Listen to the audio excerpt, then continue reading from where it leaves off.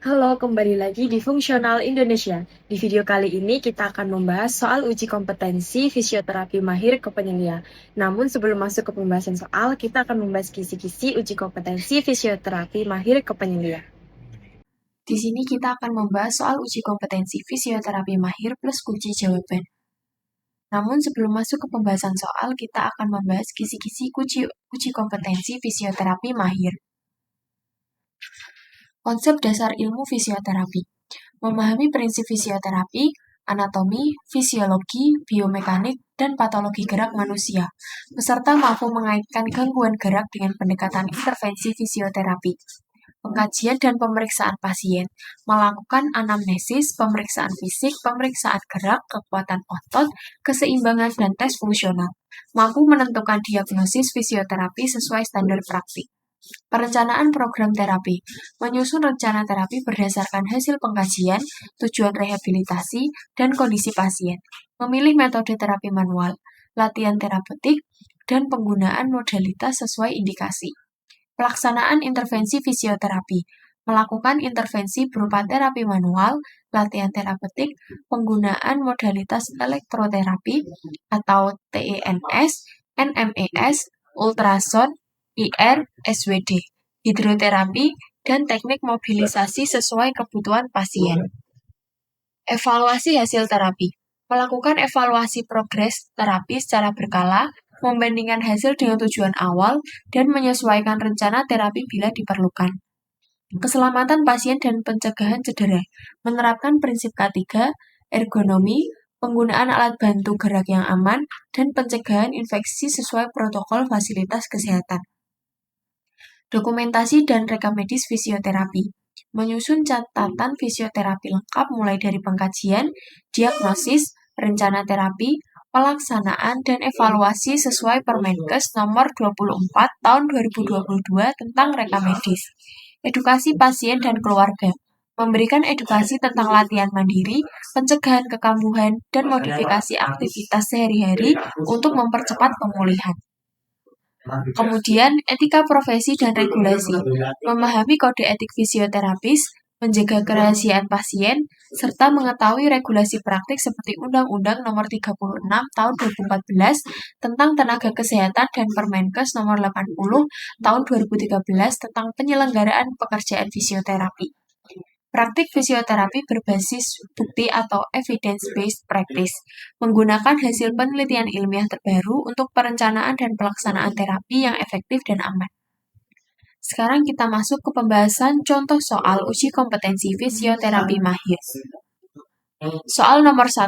Seorang pasien mengalami cedera pada otot hamstring saat bermain bulu tangkis. Setelah dilakukan pemeriksaan, fisioterapis menemukan adanya nyeri tekan dan keterbatasan gerak pada fleksi lutut. Berdasarkan konsep biomekanik, apa prioritas utama yang harus diperhatikan fisioterapis pada fase awal penanganan? A. Mengurangi nyeri dan inflamasi untuk mencegah kerusakan jaringan lebih lanjut. B. Melatih kekuatan otot hamstring secara maksimal sejak awal. C. Memberikan latihan beban tinggi untuk mempercepat regenerasi otot. D. Menggunakan teknik mobilisasi sendi secara agresif. E. Mengutamakan latihan pliometrik untuk mengembalikan power otot. Jawaban A.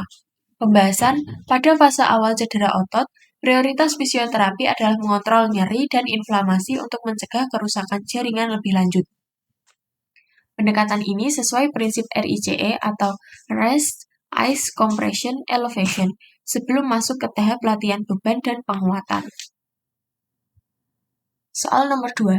Seorang pasien pasca stroke datang untuk terapi pertama. Hasil pengkajian menunjukkan kelemahan pada ekstremitas kanan atas dengan skor MMT 2/5. Tindakan fisioterapis yang paling tepat untuk tahap awal rehabilitasi adalah A. Memberikan latihan resistensi maksimal. B. Menggunakan latihan beban tinggi untuk otot lemah. C. Melakukan latihan koordinasi bilateral langsung. D. Memberikan latihan aerobik intensitas sedang.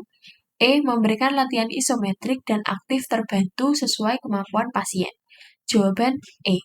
Pembahasan pada pasien pasca stroke dengan kelemahan otot signifikan, intervensi awal harus berfokus pada latihan isometrik dan aktif terbantu untuk mencegah kelelahan berlebihan serta memfasilitasi aktivitas otot yang lemah.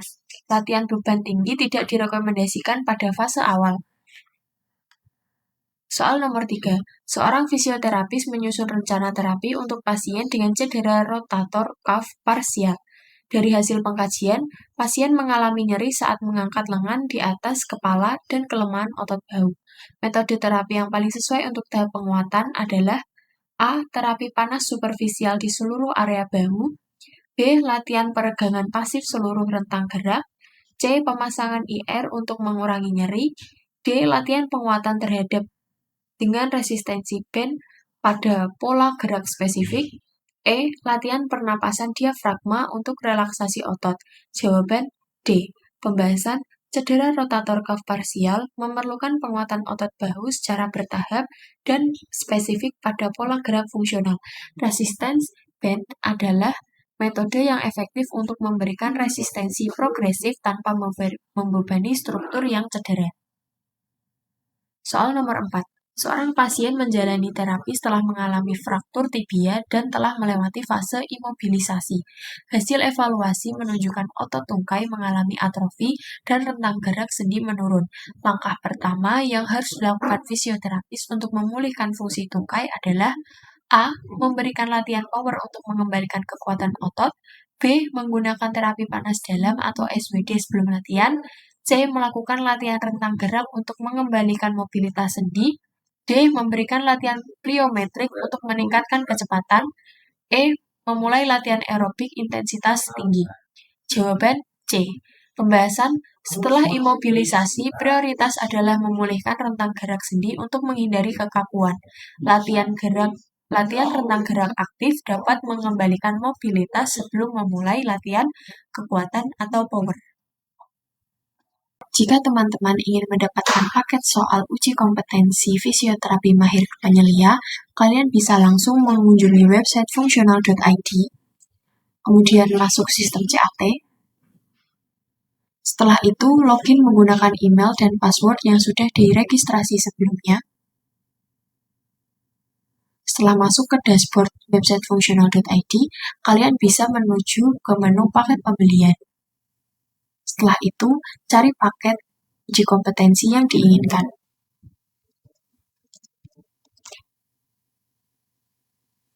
Di sini sudah tersedia paket uji kompetensi fisioterapi mahir ke penyelia. Kemudian klik ambil sekarang. Setelah itu, pilih metode pembayaran yang diinginkan. Di sini kita menggunakan kris. Kemudian klik bayar sekarang. Setelah itu akan muncul QR Code yang dapat di-scan untuk melakukan pembayaran paket soal uji kompetensi fisioterapi mahir ke penyelia. Baik, itulah pembahasan beberapa soal uji kompetensi fisioterapi mahir ke penyelia. Jika teman-teman ingin berlatih soal berbasis CBT berstandar nasional, kalian bisa langsung mengunjungi website functional.id.